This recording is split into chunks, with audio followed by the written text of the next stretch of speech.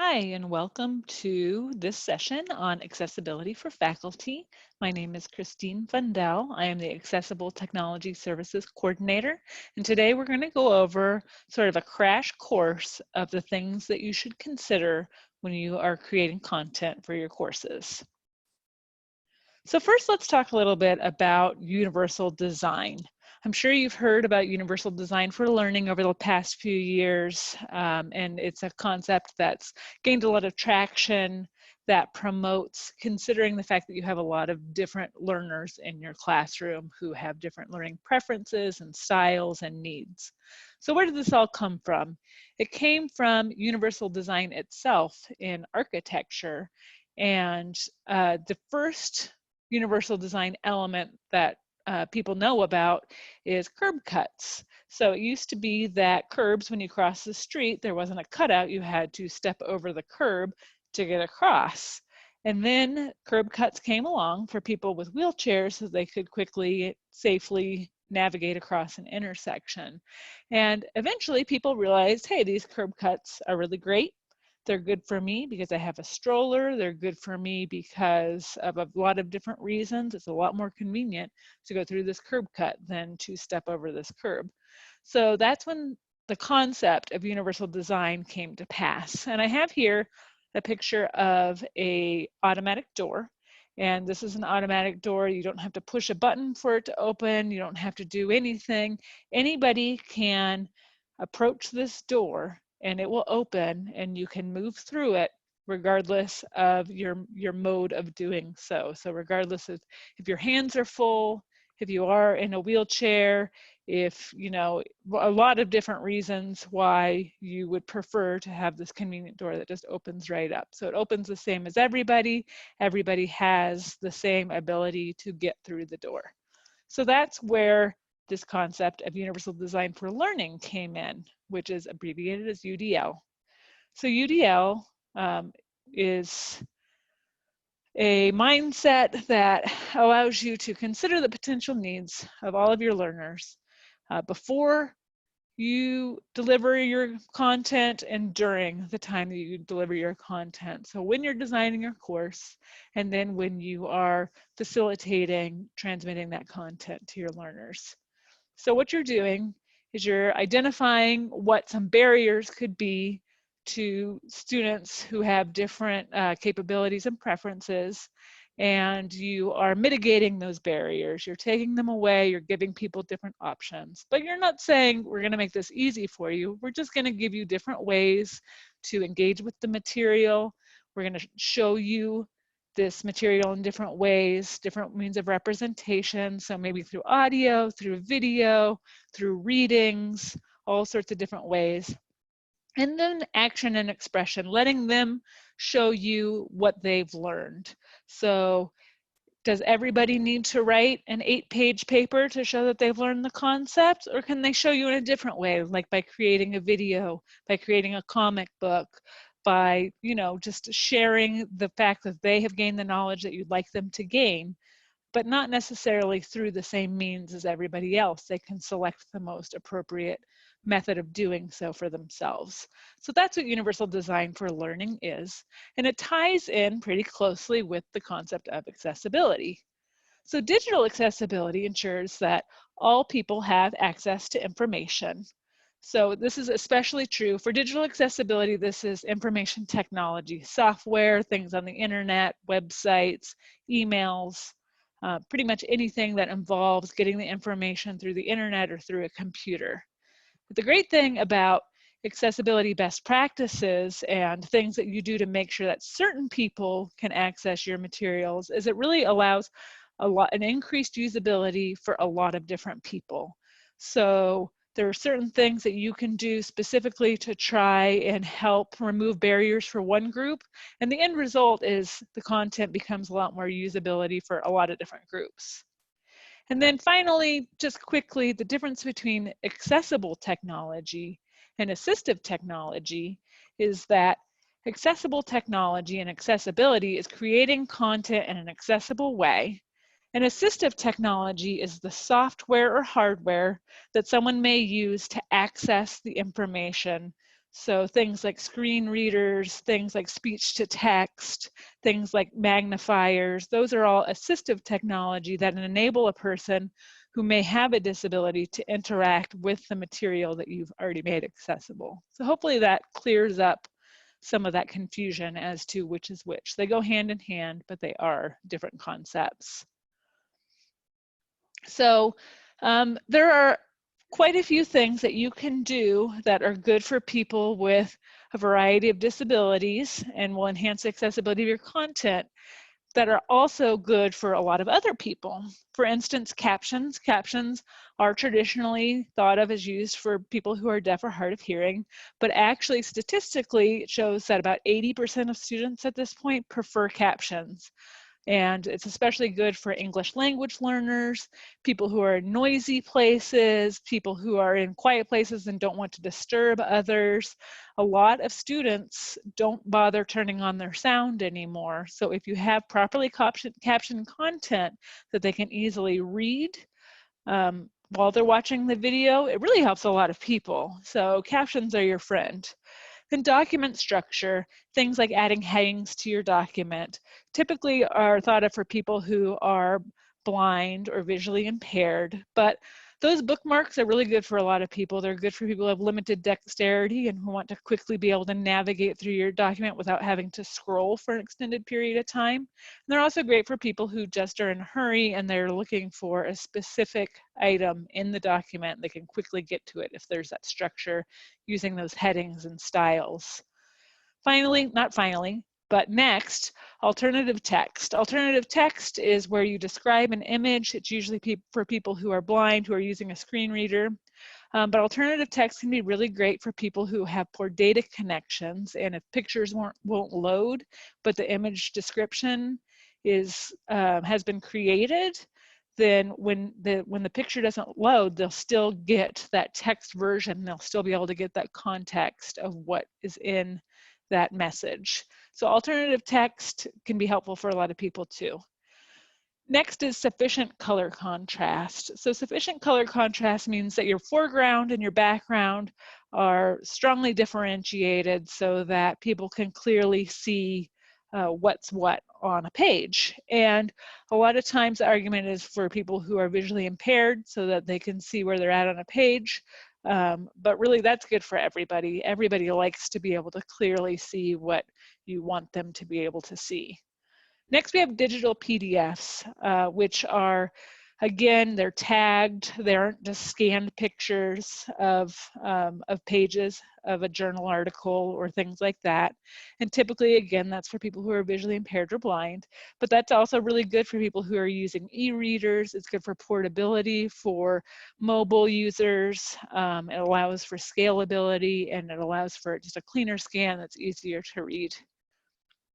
And finally, the last thing I want to mention is descriptive link text. So descriptive link text is where you make it, your link is where you're going. So rather than saying click here, read more, or just having the big long exposed URL, the link text, it's descriptive. It tells you exactly where you're going to go.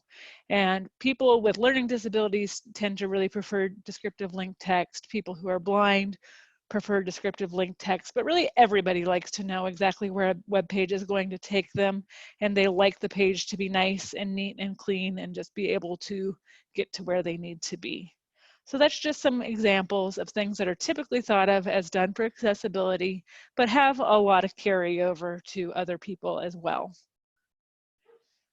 So quickly, here are some accessibility guidelines, and I am not going to go into full exhaustive detail on all of these, but it's just things to consider and some of the things we've already mentioned. So the first is use headings in order, and headings are built in the styles pane in Word. They're also available in Drupal and Blackboard, pretty much in anything where you're generating content, and that gives the structure. So you're always going to have one heading 1, and then subpoints are heading 2s, and subpoints of those heading 2s are heading 3s. Images require alternative text. Again, we just talked about why, but it's usually pretty easy to do. You can right-click an image if you're in a Microsoft document, and there's a button that just says Edit Alt Text, and you can type in the information about the image. And if it's decorative, you can check a box that says that it's decorative, and the screen reader will ignore it. It will be marked as unimportant to the content that's on the page. Next, you want to use legible font and font size. Again, that's just a good usability practice, but something to keep in mind. Don't make your font unnecessarily complicated or very small, difficult to read. Use strong color contrast. That goes back to just being able to clearly differentiate the foreground and the background. And don't use color alone to convey meaning. This is kind of a big one. So if someone is colorblind and you say everything in red is bad, everything in green is good, but you can't tell the difference between red and green, and there's not another demarcation to be able to tell which one's red and which one's green, it can really cause some confusion. So use a backup method like an asterisk or another symbol so that people who might not be able to differentiate between the colors will have an alternate means to know what's what. Some other things to consider: use proper lists. So just use those built-in bullets or numbers that are, again, built into all word processing and other formatting WYSIWYGs and things. Use those built-in lists. Don't fake lists. Don't just add the dashes yourself and hope that it catches on that as a list. Use descriptive link text, like we already mentioned, not see more or click here, read more. You know, it's very confusing for people. So use that descriptive link text. High quality PDFs, again, don't use those scanned images unless you perform the OCR on that. And we'll get into that in just a second. And use the built-in accessibility checkers in Office and Acrobat.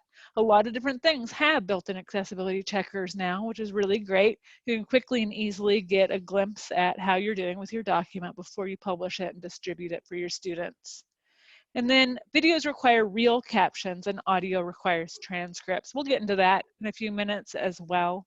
But basically, don't use those auto-generated captions. And if you do have just an audio-only document, you need to make sure you have a audio-only recording. Make sure you have a written document of it as well. And that's really good for lots of people. It's good for students who are studying, things like that. Here at Cal State San Bernardino, we have many different accessibility tools that can help you on your quest for more accessible content. If you're a Google Docs user, we have a tool called Grackle Docs. It's built in, it's in the add-ons for Google Docs when you're logged in with your Coyote ID. And that will help you generate accessible PDFs from those Grackle Docs. It's a really easy checker that can walk you right through it. You can contact our office if you have more questions on how to use that, but it's pretty user-friendly. Then we have the Color Contrast Analyzer. That's just a download off the internet. And what that does is it has a dropper, and it can evaluate your color contrast and make sure that your colors are popping enough. We also have a pretty cool new software called Equatio, and that's available right now via Software Center. And what that does is it helps you build accessible equations. This is just a great math and science tool in general because it makes it easier to type digital equations, and I think it's going to be well received by anybody who uses it. And then Blackboard Ally, which I will be getting back into in just a moment. And that's an accessibility checker that's in all the courses that are in Blackboard LMS. Now, a little bit more about captions. YouTube is a great resource for a lot of different people. It is a great place to find things. It's a great place to publish your content, but those auto-generated captions that it gives, while they're very helpful, they are not good enough for equal access. So the reason why is because the grammar and spelling are often wrong. There's no punctuation. Words can be misinterpreted. There's no context to differentiate between speakers. It's just a run of text. So if you're relying on just those captions, you're not going to get that proper information. And then the caption blocks can be misaligned. They break off in the middle of phrases or clauses of important information. So those auto-generated captions, while they can be a helpful first step for creating caption content, they just aren't good enough for equal access. But you can find caption content. You can filter for pre-existing YouTube videos that have captions, when you type in to YouTube search box, here I have an example of Maslow's hierarchy of needs. That's something that's used in a lot of different classes. So if you go to search for that, you click the filter button right underneath the search bar, and then the filter will open up a menu of all sorts of different things you can filter by. Length, how old the video is, all sorts of different things. And one of the features you can search by is whether or not it has proper closed captions added to it. So under the features section, you can just click that subtitle/CC option, and then you will only see videos that already have captions on them. Sometimes they're not the greatest captions, but they're better than the auto-generated captions, and they're a really good first step, and sometimes they're great. So I highly recommend doing it this way, finding what you can that's already captioned. It will save the heavy lifting, and it'll save a lot of the effort and expense that can be involved with captioning content. Now, if you have your own content in YouTube and you upload your lectures or other materials, you can add captions right there. And you can do that from YouTube Studio. Go to the video details. Under more options, there's different captioning methods. You can either edit the auto-generated captions, or you can upload a file, or you can transcribe it yourself. So if you get captions from our office, you're going to use that upload subtitle CC button. If you want to edit your own auto-generated captions that YouTube did for you, you want to clean them up, then you'd want to click the 3 buttons by the English by YouTube automatic option, and you can go in there and you can clean up the captions yourself. Now I want to talk a little bit about Blackboard Ally, because Blackboard Ally was recently rolled out to the whole campus. So what that is it is an accessibility tool that integrates into the Blackboard LMS. And it has gauges that show up next to any uploaded content, and it will give you a score of how you're doing accessibility-wise. When you click on one of those gauges, you'll get details on which accessibility improvements will give you the biggest bang for your buck. So it will tell you, this is the biggest issue with the thing that you uploaded, but if you want to get a full list, you can. So it's pretty helpful. It gives you guided instructions on how to fix it, why to fix it, and it will walk you right through that. Now, students don't see any of that. They don't see the score, they don't see the gauge. What they do see is the option to download a variety of alternate formats so that they have some flexibility in choosing how they want to interact with that content. But I will say that the more accessible the content is, if you do go through, you interact with that gauge, or you've already created accessible content, the more accessible the content is, the better the alternate format will be, just because it's gone through that remediation process, all the metadata, everything is good to go. So the instructor view has gauges, and then you can click on the gauge, get the score, find out what the biggest problem is, fix it, and improve your score. So what I'd like to do now is show you that. Let me just switch windows here.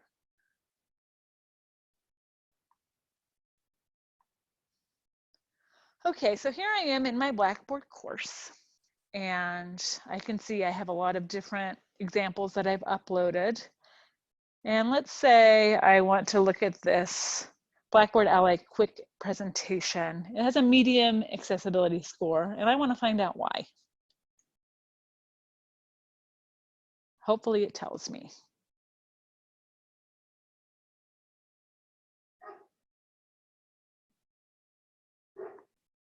So when I click the gauge, the document will open up, and then it will tell me what my score is, 52%, and that my presentation contains images that are missing a description. And then it will show me where those are. So I have four images without a description, and it will take me through where each one of those are. Now, if I want to know what this means, what are you talking about? It's missing a description. I can click this button over here that says what this means, and it will explain what an image description is and why I should use them. So it really will help provide just sort of that background information so that I have a better idea of what's going on. Now, I don't know how to add descriptions, so I'm going to click this other button that says how to add descriptions, and it will open up this various links to tutorials depending on which program you use to create the presentation, and show you how to fix it. So let's look at another example. Let's look at this I am bad example. It's got a low accessibility score. Let's find out why. So here I have a score of 32%. And the first thing it tells me is once again that the document contains images that are missing a description. But right up here, it has an option that says all issues. So if I want to find out everything that Ally has flagged as an issue with my document so that I can go in and I can fix it all at once, then I can. So not only do I have images that are missing a description, but I also don't have headings in my document. So I can either download this document, I can either download this document and fix it right here, or I can go to the original that I have saved on my computer and fix it there. In this case, I've already fixed it, and I'm going to find my new version, and I'm going to upload it right there from within the Ally interface. And now Ally is very happy because I have a perfectly accessible document as far as it can tell. And I have a perfect score. And as you can see, my gauge has automatically changed from red, bad, to perfect, which is very exciting. So now if I'm a student, I'm not going to see any of this. So let's see what a student would see. So I go back to my content. I'm not going to see any of those scores or gauges or anything like that. All I'm going to see is this big A with alternate formats. And I can see what the different options are. And I'm going to choose an HTML because I'm going to read this later on my iPad, and I just want to be able to scale it and make life easier. So I'm going to choose HTML as my preferred format as opposed to a Word document. Now, since this is the first time that anyone's downloaded an HTML version of this document, it's going to take a minute, but there it goes. And now it's opened up and a new window in my Word document is converted into a simple HTML format. And that's great for me because as I am choosing what works best for me, I've decided HTML works best for me and I'm happy. So that's a quick little tutorial on Blackboard Ally and how it works. Let's go back into our presentation and see how we're doing. So we talked about the instructor view. We talked about the student view. All they need to do is look for that A. Now this is only for uploaded content in your course, and it doesn't count for multimedia or other things like that yet. It's just for documents, PDFs, Word documents, PowerPoints, things like that. So just as a reminder, accessibility for one, when you are putting together a course and you're remembering that students with disabilities may be in your course, you should remember that A, they may not be documented with services to students with disabilities. They may have chosen not to disclose their disability, and they may just be choosing to work through courses and any issues on their own without receiving accommodations. So by considering accessibility, you're going to help those students. Also, the payoff for making your materials accessible really is going to lead to usability for a lot of different students with different needs, students who may just have a preferred learning style, who are parents, who are commuters, who are all these different things. So accessibility for one really does equate to usability for many people in the long run. So if you have any questions, feel free to contact me. My email is Christine, CHRISTINE, .Fundell, FUNDELL, at csusb.edu, or you can visit our website, which is csusb.edu/ats. Or if you'd like, you can email our whole team at accessibility@csusb.edu. Thank you.